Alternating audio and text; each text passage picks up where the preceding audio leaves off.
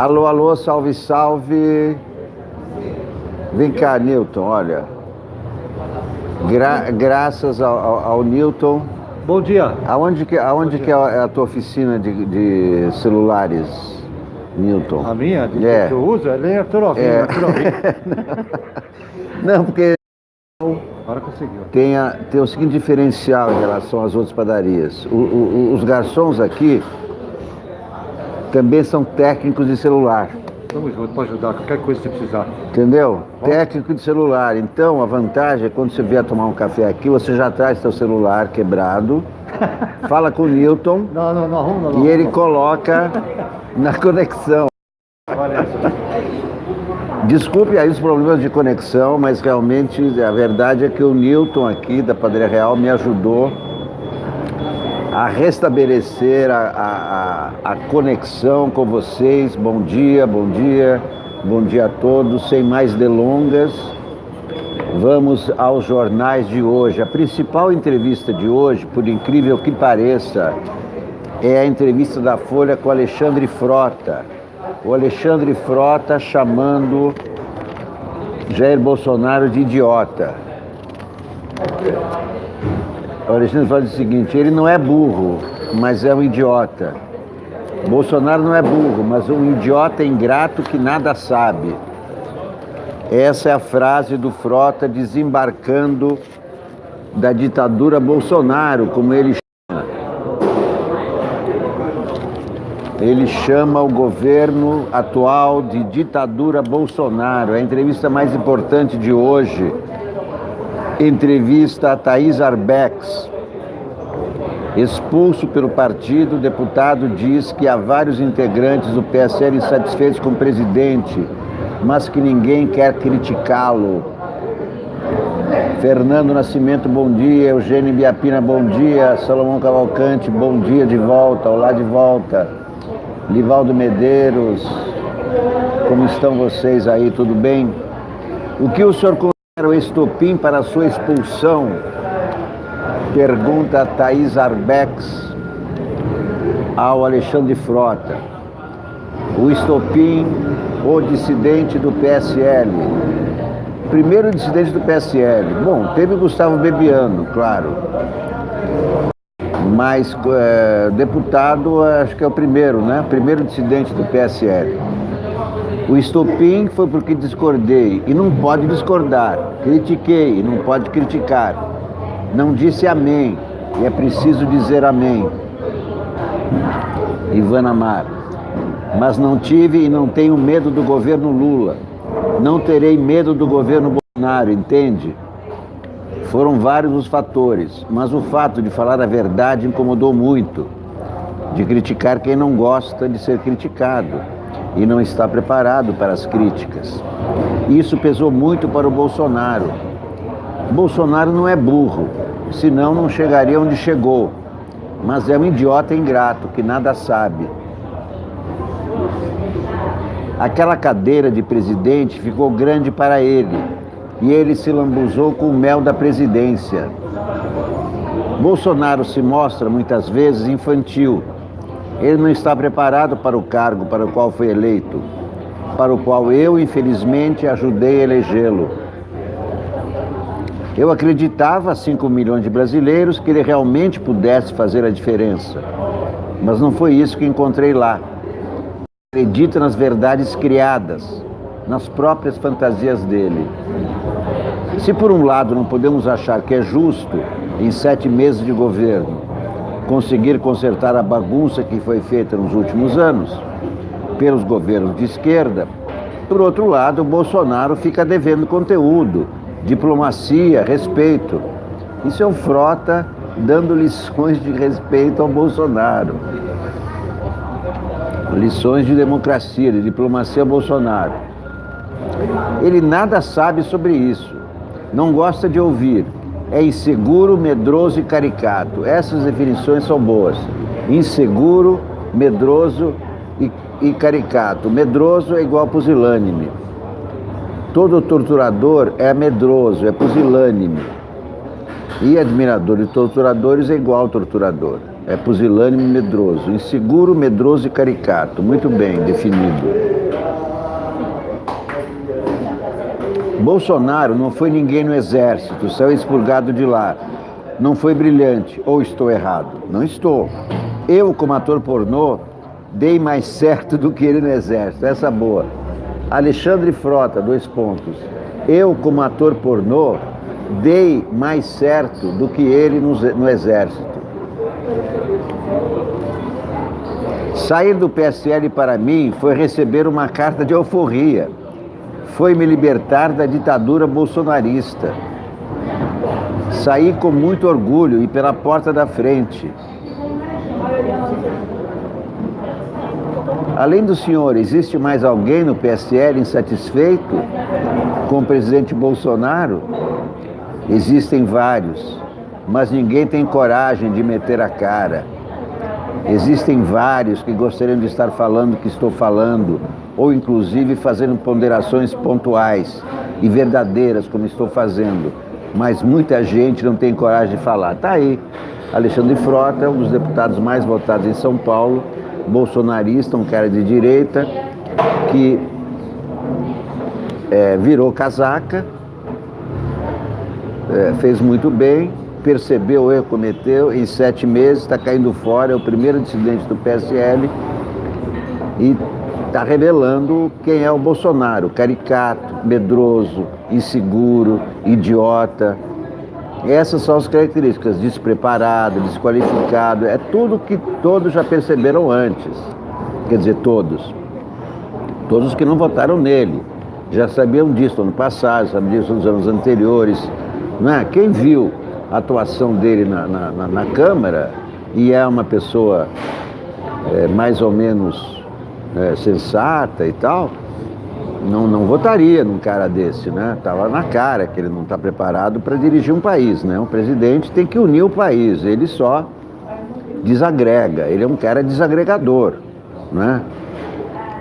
Em nenhum período de um país é bom ter a presidência uma pessoa desagregadora, mas principalmente num momento desse, né? De crise econômica que não para, que só se aprofunda e que é eleito um presidente desagregador. Então, tende a piorar a economia, não é? E o que está faltando? Está faltando um grande líder para encarar o Bolsonaro. O Bolsonaro fala sem parar, que é uma característica de um líder, né? Tem uma relação clara entre o discurso do mandatário e o seu poder, né? Você se lembra, o Fidel Castro era capaz de discursar durante 9 horas, né? Às vezes eu penso que vira líder de um país aquele que fala durante mais tempo. E não é fora de propósito pensar assim. Fidel Castro falava pra cacete, Lula fala pra cacete, e o Bolsonaro é um desses caras, ele fala sem parar, fala merda, fala muita... Aliás, não diz, ele é uma pessoa sem nenhuma qualidade, né? Uma pessoa sem nenhuma qualidade não diz uma coisa sensata.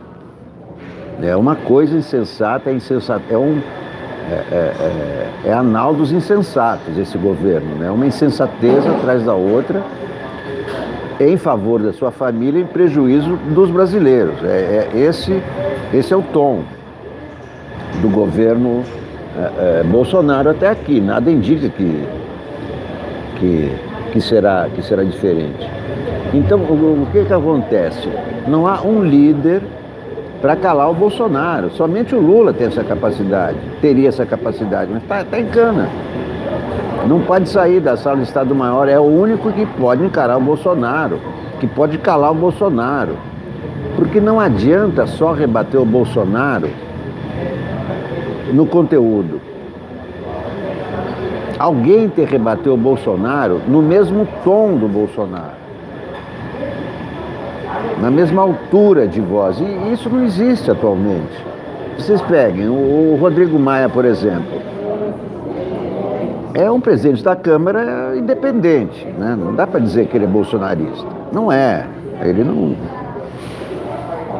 Já declarou várias vezes, já mostrou várias vezes que não comunga com as ideias do bolsonarismo em relação à violência, aquela agenda toda maluca. Porém, alguém poderá dizer que ele tem perfil de quem encara Bolsonaro frente a frente, num debate, por exemplo? Porque essa é a questão, né? Quem é que pode, num debate, calar o Bolsonaro? Rodrigo Maia tem essa capacidade? Não, ele contesta o Bolsonaro, mas contesta com a sua calma, com a sua educação. E o Bolsonaro não, o Bolsonaro é um cara sem educação nenhuma, deselegante. O Davi Alcolumbre, presidente do Senado, tem condições de encarar Bolsonaro? Claro que não. O Davi Alcolumbre, apesar de ainda manter uma certa independência ali no comando do Senado, já deu várias demonstrações de que aceita, né? Aceita os pedidos do Bolsonaro, né? Em relação ao filho embaixador, por exemplo. Ele falou que vai se esforçar para que o filho seja aprovado e tal, né? Então o Davi Alcolumbre, que é o líder do Senado, também não vai encarar Bolsonaro. Dias Toffoli vai encarar Bolsonaro? Claro que não. Também, mesma coisa, Dias Toffoli tem em certas decisões corretas, mas tomou aquela decisão de paralisar a investigação do Flávio Bolsonaro, claramente, desfilou ao lado do Jair Bolsonaro, claramente, o que ele não pode fazer. Ele é um poder independente e autônomo, não tem nada que ser amiguinho ou ser inimigo do presidente. Não é um presidente do STF, não tem que ser nem amigo nem inimigo do presidente, ele é outro poder. Ele é o chefe de outro poder, e Dias Toffoli não se comporta assim. Algum deputado tem gogó para encarar Bolsonaro? Não tem. Algum senador? Não tem. Não tem ninguém para encarar Bolsonaro. E esse que é o problema, por isso que só ele fala, ele domina todas as manchetes, só se comenta as frases dele, por mais idiotas que sejam. A Raquel Guimarães está me contestando. Não, Raquel Guimarães, o que eu estou dizendo é que não há uma voz para confrontar Bolsonaro. Quem, por exemplo, você acha que confronta? Ninguém.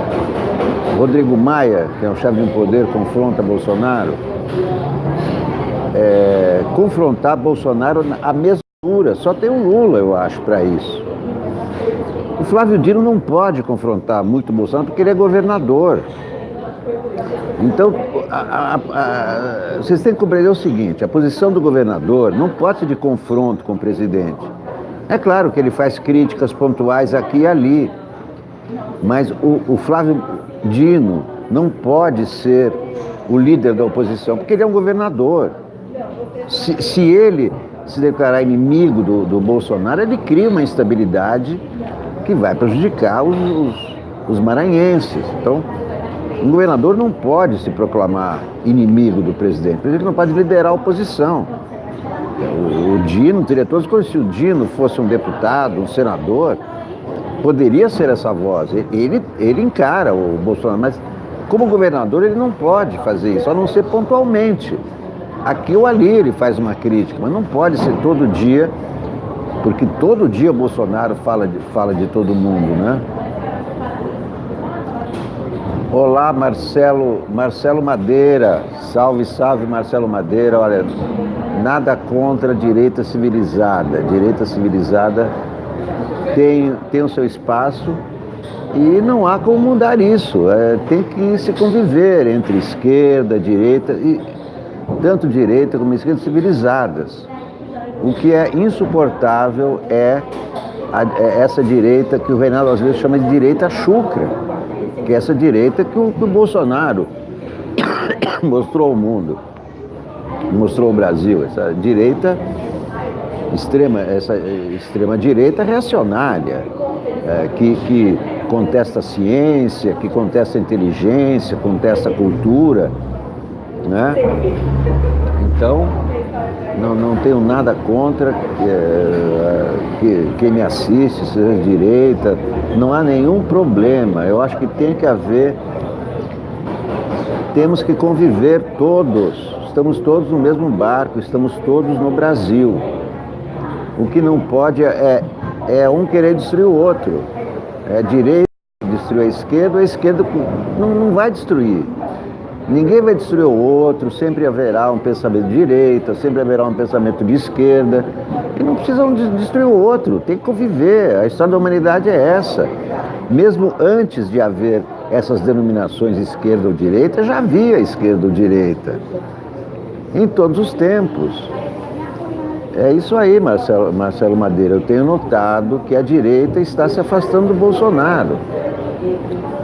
A direita é o Partido Novo, a direita é o Luciano Huck, a direita o João Dória tem ainda características de direita chucra, né? Quando ele desanda a falar do Lula, fala coisas agradáveis, né? Mas é menos chucro do que o Bolsonaro. Menos chucro do que o Bolsonaro, que é inaceitável. O Brasil não aceita, o Brasil não tem nada a ver com essa extrema direita do Bolsonaro, a não ser a minoria do Brasil. E eu acho que todos que são contra a ditadura têm que estar unidos para defendermos os nossos valores. Porque tem o seguinte, numa ditadura, mesmo de verdade, de extrema direita, a direita também é eliminada. A direita também não sobrevive. Porque quando a extrema direita se impõe, só quem adere à extrema direita tem a sua sobrevivência garantida. Então isso é uma calamidade. A ditadura faz mal a todos. Está aqui o Alexandre Frota.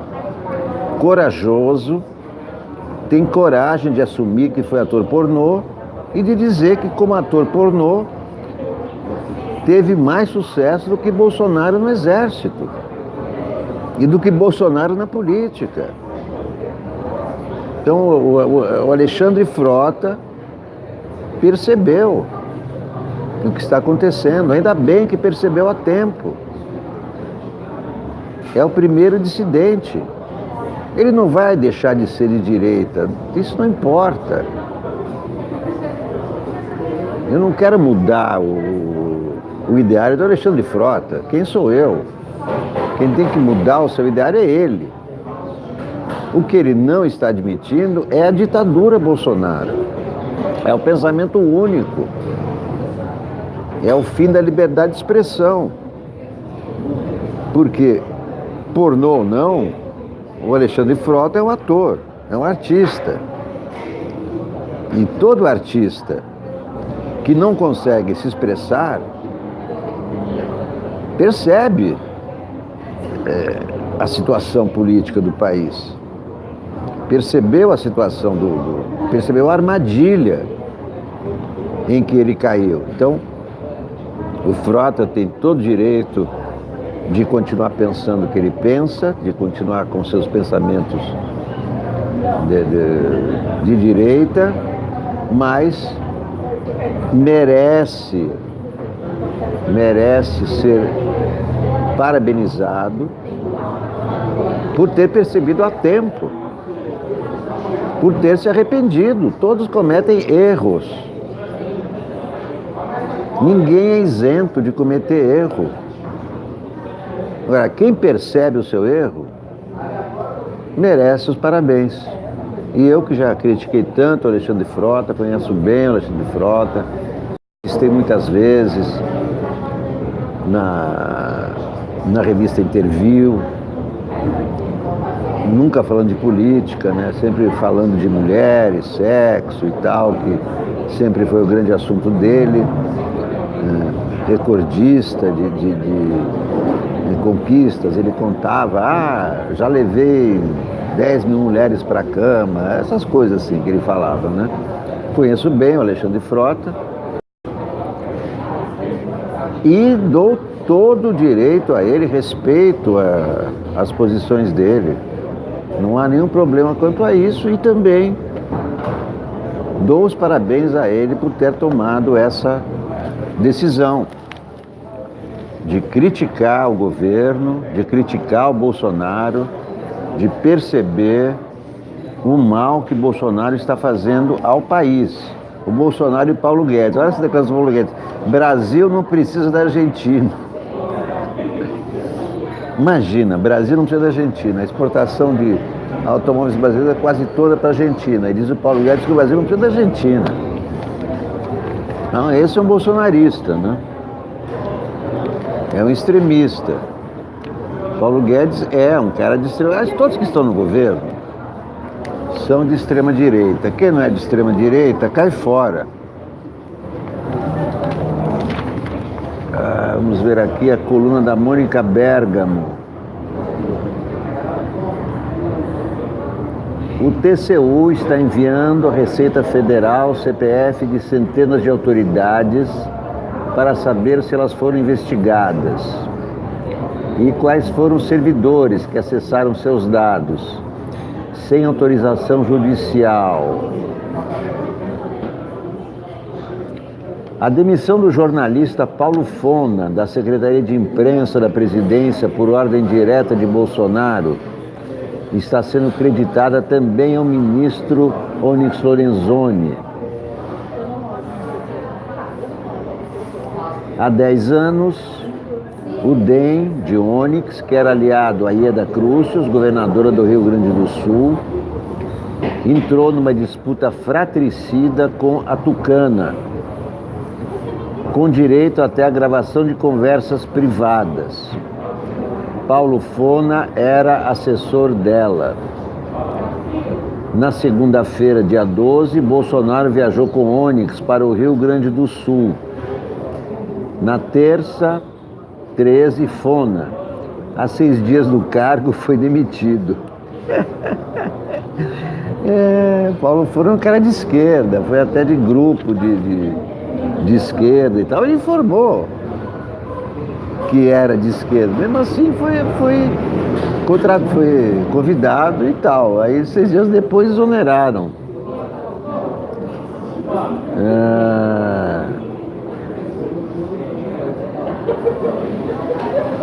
Antes da dispensa de Paulo Fona, a Secretaria de Governo discutia novos formatos para os cafés da manhã de Bolsonaro com jornalistas. A ideia era retomá-los com um formato menor, com poucos profissionais. O último café foi em 19 de julho. Depois disso, Bolsonaro passou a falar diariamente com a imprensa na porta do palácio, ou em eventos, tornando os cafés na prática inúteis. Pois é. O Carlos Bolsonaro mandou acabar com os cafés da manhã e os cafés da manhã acabaram. Então, quem manda na comunicação do governo, de verdade? Carlos Bolsonaro, 0 alguma coisa, sei lá, 00. O ex-presidente Lula deu entrevista ao canal do jornalista Bob Fernandes no YouTube e à TVE Bahia. Ela será exibida hoje, às 18 horas, e também vai ao ar nas redes sociais da emissora. Lula afirmou a Bob Fernandes que os últimos acontecimentos no Brasil têm relação com a atuação do governo dos Estados Unidos. Tudo o que está acontecendo tem o dedo dos Estados Unidos, que manda mais no Sérgio Moro do que a mulher dele. Tudo o que está acontecendo tem o dedo dos Estados Unidos, que manda mais no Sérgio Moro do que a mulher dele. Essa é a declaração de Lula. O escritor Frei Beto teve que usar uma rede social para comunicar aos amigos que está bem de saúde e que não foi internado em hospital na Bahia na manhã de quarta-feira, anteontem. Na verdade, outro frade franciscano, e com apelido idêntico ao dele, está se tratando em um hospital. Então está esclarecido, o Frei Beto não está no hospital, está bem, tranquilo e gozando de plena saúde. Vamos ver aqui o Globo. Aliados pró e contra projeto que pune abuso pressionam Bolsonaro. Eu não sei como é que as pessoas podem ser a favor de abuso. Mas tem pessoas a favor de abuso, sem perceberem que o abuso pode se voltar contra elas. Isso é abuso na investigação e na condução das investigações. Então, a única coisa que essa lei do abuso fez foi retornar aos parâmetros legais democráticos do Estado de Direito. Apenas isso, porque o que estava acontecendo eram exorbitâncias. Usar algemas quando não precisa. No caso do Sérgio Cabral foram usadas correntes, como se fosse escravo. Condução coercitiva, sem que antes a vítima tenha sido intimada, essas coisas. Investigar alguém sem haver indícios de crime.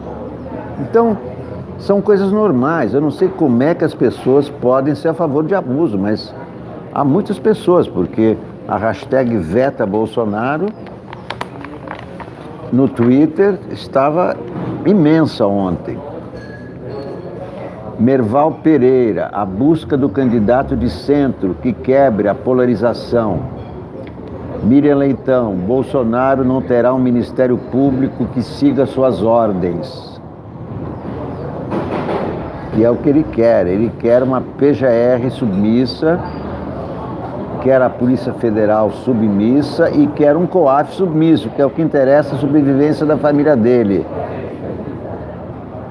Viva Federico Garcia Lorca, muito bem dito, Patrícia Correia, admiro, vou ler para vocês, eu vou achar um livro que eu tenho com os poemas do Lorca, nossa, que lindo, que poemas lindos, eu vou procurar em casa e vou ler para vocês, muito bem lembrado, minha querida Patrícia Correia, viva Federico Garcia Lorca. Verde que te quero verde, verde folhas, verde ramas. Puta, que lindo, nossa, que poeta. Esse é um poeta. Assassinado pelos filhos da Franco. Covardemente. Por que ele foi assassinado? Porque era gay? Porque era um brilhante poeta? Por nada. Porque a extrema-direita, os bolsonaristas, como os franquistas, detestam a cultura, têm ódio da inteligência, têm ódio da poesia, têm ódio do que é belo. Eles preferem ratazanas, preferem lodo, preferem chulo, preferem xingar em vez de dialogar.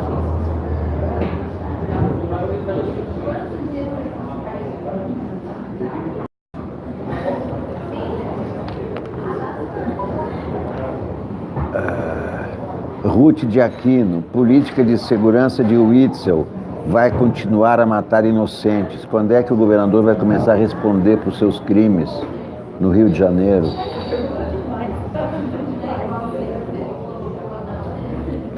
E no Rio de Janeiro continua chovendo, informa Chico Caruso.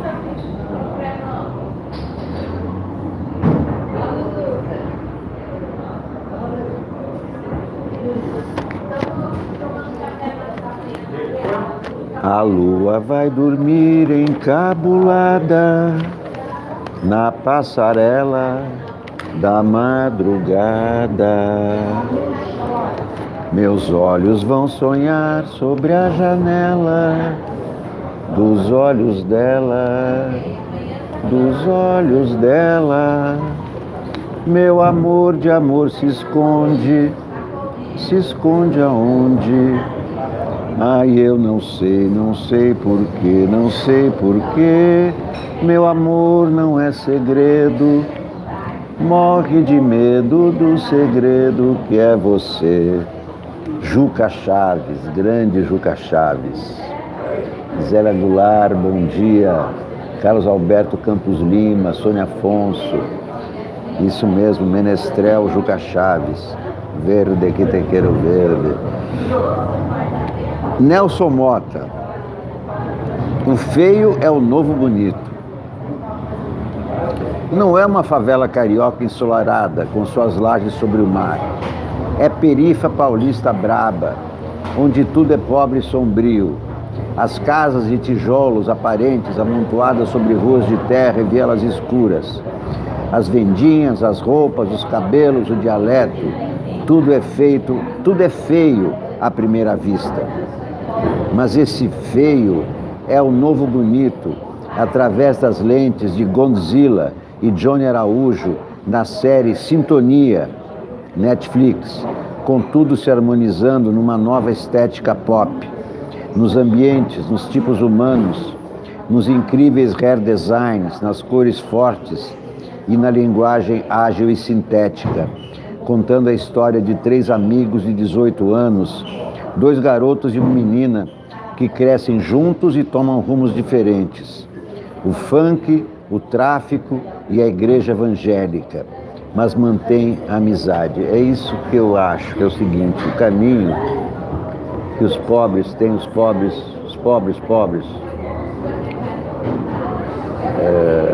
na atual conjuntura, sem emprego, sem escola, eles têm 2 caminhos, igreja evangélica e o crime, para sobreviver.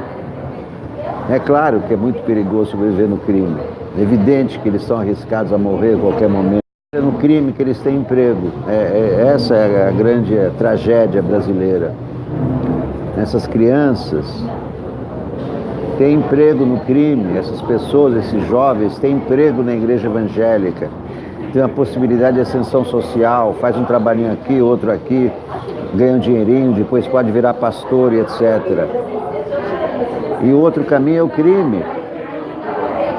Para ganhar um dinheirinho, para participar de um grupo, para ter alguma proteção, já que o Estado não protege, já que o Estado abandonou as favelas brasileiras, principalmente as favelas cariocas. E tanto na igreja evangélica, quanto na bandidagem, ali prevalece o voto bolsonarista, o eleitorado bolsonarista.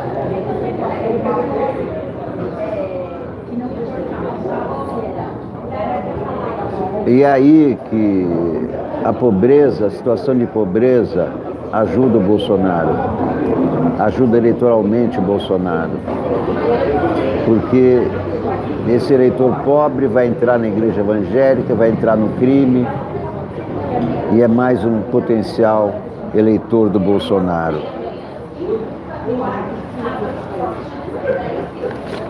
Merval Pereira, no centro da disputa. O senador Tasso Gereissati, que já presidiu o PSDB e hoje se mantém como figura política influente no partido, embora sem cargo formal, avalia como provável que surja até 2022 um nome do centro político, mais à esquerda, mais à direita, para enfrentar a polarização de posições que continua dominando a disputa partidária. Numa entrevista na quarta-feira na Central Globo News, o senador Tucano avaliou que se o centro político oferecer uma opção competitiva ao eleitorado, o que não aconteceu em 2018, a dualidade de extremos será quebrada. Tasso se recusa a citar nomes de possíveis candidatos, alegando que a dinâmica política já demonstrou que não é possível fazer um prognóstico desses tanto tempo antes da eleição.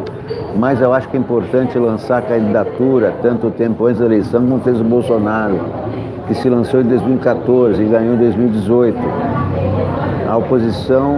As oposições não podem perder tempo, não podem perder o time. Já estão perdendo tempo em relação às eleições do ano que vem. As eleições municipais são desprezadas no Brasil, essa que é a verdade.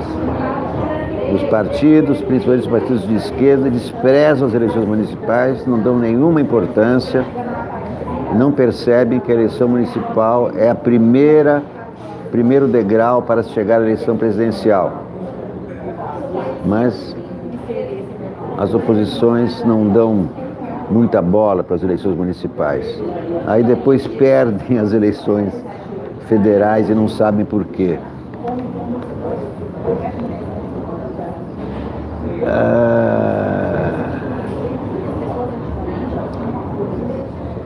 Bolsonaro, vamos ver aqui o que diz o Merval Pereira sobre Bolsonaro e petismo. Bolsonaro e o petismo dependem do fracasso um do outro, mas não há como fracassar. Quem está no governo é o Bolsonaro, quem está fracassando é o Bolsonaro. Bolsonaro e o petismo dependem do fracasso um do outro, e o candidato de centro depende da união das forças não extremistas. O ex-governador Ciro Gomes, ex-aliado de Tasso no Ceará, é outro que pode tanto disputar esse espaço de centro, como tentou em 2018 sem sucesso, ou bater de frente com o PT. Até agora não conseguiu encontrar seu caminho, inviabilizado pela esquerda, por ação do próprio Lula e pelo centro, por seu temperamento explosivo. Ué, mas o temperamento explosivo do Ciro, perto do temperamento do Bolsonaro, ele é calmíssimo. Correndo por fora está o ministro Sérgio Moro. Embora tenha perdido muitos pontos nos últimos meses, Deltan... O ministro continua o ministro mais popular do governo. Se resistir à campanha contra a Lava Jato e recuperar seu prestígio político interno no jogo palaciano, pode se confirmar como um potencial candidato a presidente. Hoje se divide entre a fidelidade a Bolsonaro e a real possibilidade de disputar a presidência, tentação que afasta como um cálice bíblico. É outro que pode ser candidato a vice, mas na chapa de Bolsonaro, que o engolirá contra gosto, mas com pragmatismo. Moro na chapa de Bolsonaro. Se é que o Moro vai sobreviver ao bombardeio da Vaza Jato.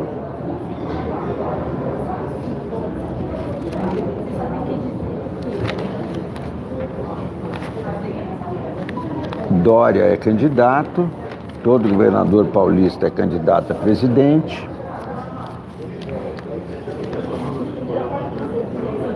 Equipe de Bolsonaro se divide sobre veto a abuso de autoridade. Supressão do Congresso de um lado e de sua base mais fiel. Integrantes do Judiciário, do Ministério Público. O presidente Jair Bolsonaro enfrenta uma divisão interna também na sua equipe para análise do projeto que regulamenta o abuso de autoridade. O grupo, considerado mais conservador, acredita que o presidente não deveria vetar nenhum ponto em nome de manter bom relacionamento com o Congresso. Já os auxiliares da ala ideológica defendem o veto total. O que é a ala ideológica? A extrema-direita? Eu não estou entendendo essa divisão que fazem Jussara Soares, Bruno Góes e Jailton de Carvalho. Vocês entenderam isso? O grupo considerado mais conservador acredita que o presidente não deveria vetar nenhum ponto. Já os auxiliares da ala ideológica, para mim é a extrema-direita, defendem o veto total, mas admitem que isso seria declarar uma guerra, o que poderia comprometer futuros projetos do Executivo. Há também os que defendem vetos pontuais.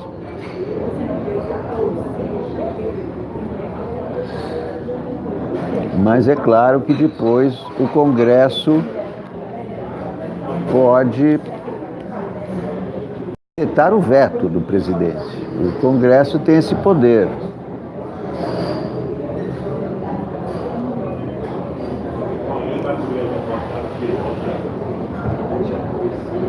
E, como eu já falei, essa lei do abuso de autoridade só restabelece o que valia antes da Lava Jato. A Lava Jato é que introduziu essas violências, esse de autoridade. Isso foi tudo a Lava Jato. Foi o Sérgio Moro.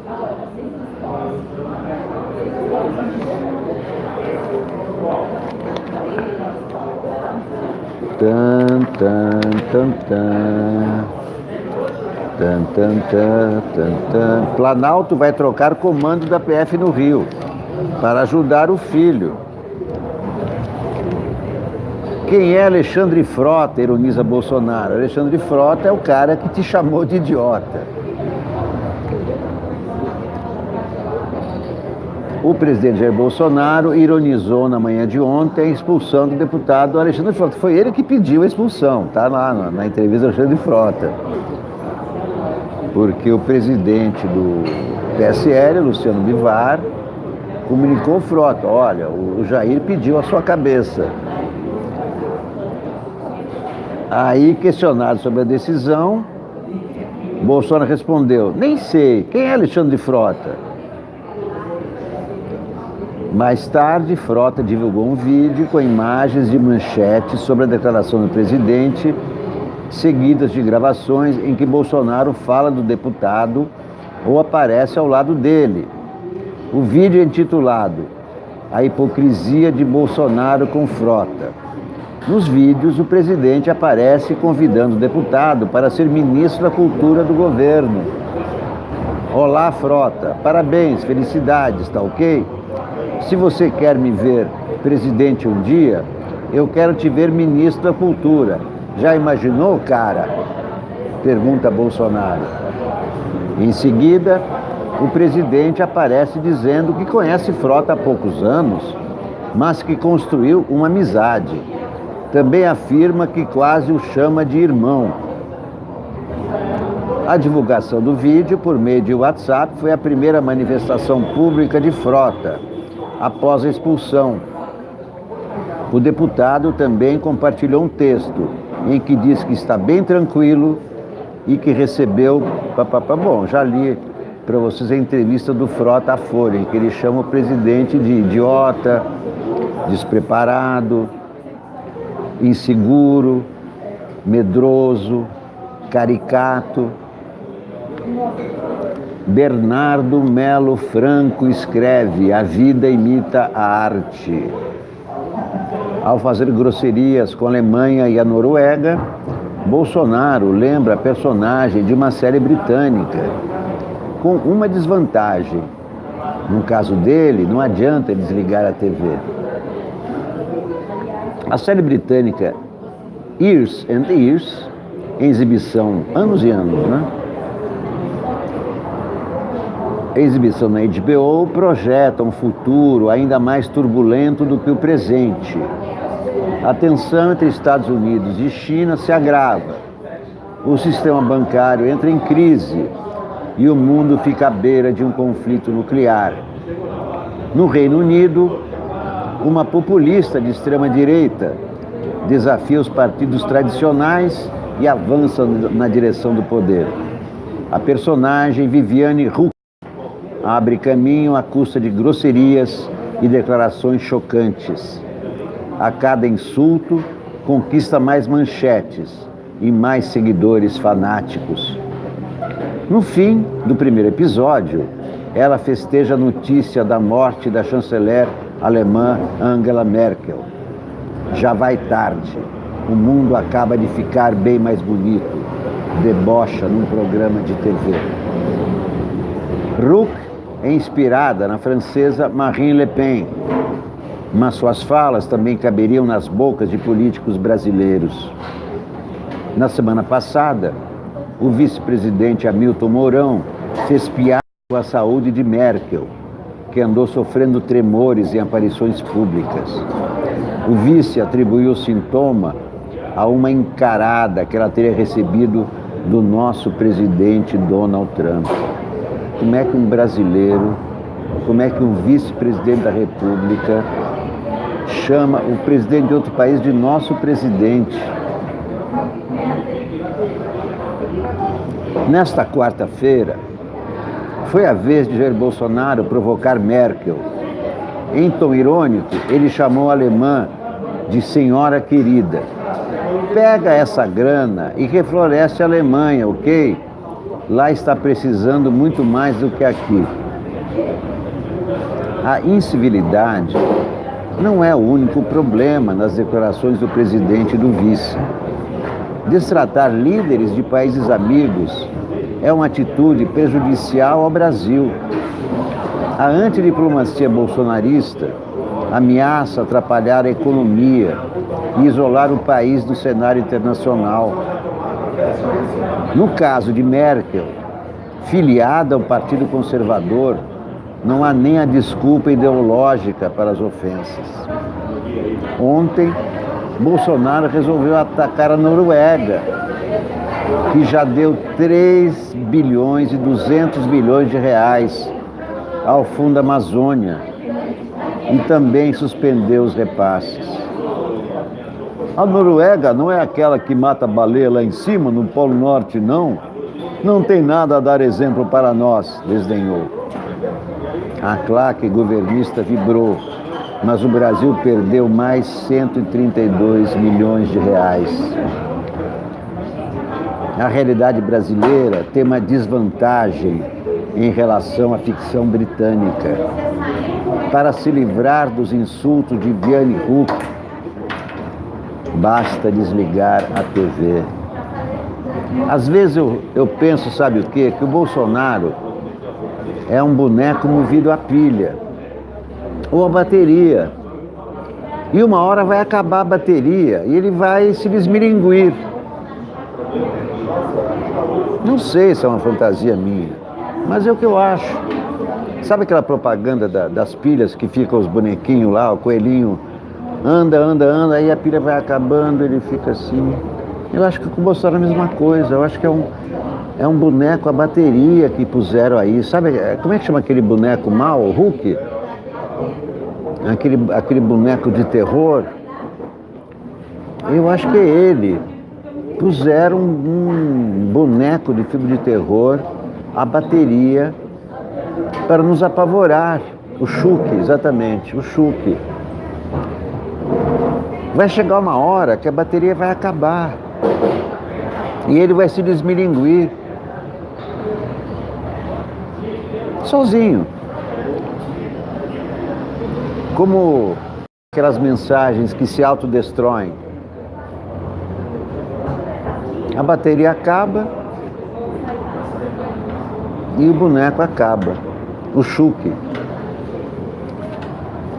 Meus queridos amigos, esta é a situação que enfrentamos, mas temos que enfrentar com muita sabedoria, com muito humor e evitar o ódio, porque o ódio só ajuda quem espalha o ódio. Usar a mesma estratégia que ele usa, palavrões, acusações chulas, só ajuda ao próprio Bolsonaro. Os urubus se alimentam de carniça. E é disso que se alimenta um presidente urubu. Se alimenta de carniça. Quando se vê um Alexandre Frota, que muitos, inclusive eu, consideravam um idiota, chamaram o outro de idiota, o presidente é um idiota, o presidente não é burro, que chegou lá, claro, alguma esperteza ele tem, mas não é um idiota, mas é um idiota, aliás, desculpe, é um idiota. Leiam a entrevista do Alexandre Frota hoje na Folha, muito importante, é o primeiro deputado dissidente do PSL. Ele confessa que como ator pornô fez mais sucesso do que Bolsonaro no Exército, confessa que ajudou a eleger Bolsonaro e agora se arrepende. Percebeu que o Bolsonaro quer é uma ditadura. E ele caiu fora da ditadura Bolsonaro. Ele foi apenas o primeiro. São 7 meses. Vamos ver quantos bolsonaristas que estavam ao lado dele na campanha vão se arrepender e vão se tornar novos dissidentes. Muito obrigado a todos por assistirem. Vocês já sabem, aqui é uma TV de jornalismo, porque eu sou jornalista Eu não sou ideólogo, não sou historiador, não sou militante, não sou político, porque não tenho vocação para isso. Não tenho nada contra políticos, nem nada contra militantes, nem nada contra ideólogos, mas eu simplesmente não tenho essa capacidade. O que eu posso prometer para vocês, além de sangue, suor e lágrimas, como Winston Churchill, o que posso prometer para vocês é jornalismo. E o que quer dizer o jornalismo? É a preocupação com os fatos. Eu não consigo deformar os fatos para defender uma ideia, não. Eu prefiro acreditar nos fatos como eles são e não adaptar a realidade às minhas concepções. O jornalismo se caracteriza, primeiramente, por separar o boato da notícia. Isso é muito importante nas nossas vidas. Não na vida do jornalista, mas na vida de todos. Porque se você não sabe a diferença entre... O boato é mentira, certo? E a notícia é verdade. Se você não sabe a diferença entre um e outro, confunde as duas, você vai chegar a uma opinião também equivocada. Você foi um boato, só agora eu sei, em que acreditei. Andou de boca em boca no meu coração, até que um dia se iludiu minha ilusão. Você foi um boato que deixou saudade. Todo boato tem um fundo de verdade. Haja o que houver, custe o que custar, hoje de você eu quero paz. Vou me esforçar todo o meu viver, saudade só o tempo desfaz. Você foi um boato que virou verdade, virou saudade. Todo boato tem um fundo de verdade. O que eu acho de Boulos para a prefeitura? Não acho. Não acho que seja o prefeito de São Paulo, não. Não acho. Aliás, não vejo nomes para a prefeitura de São Paulo. Não vejo nomes mesmo para a prefeitura de São Paulo. Stella Haddad não é política, é uma grande figura, inteligente, mas não é política. Como é que vai disputar a prefeitura da maior cidade do país? Boulos representa uma minoria, muito minoria. Eu não vejo condições de ser prefeito de São Paulo. Não vejo nomes. O único... Né, se o Lula saísse da cadeia e pudesse ser candidato a prefeito, eu defenderia essa solução. Se Lula for libertado, se tudo for anulado, porque se for anulado o caso do triplex, ele também cai fora da lei, como é que chama a lei lá a lei Falcão, a lei eleitoral. Então ele fica livre para competir. Eu acho que seria um grande nome para a prefeitura de São Paulo, Lula.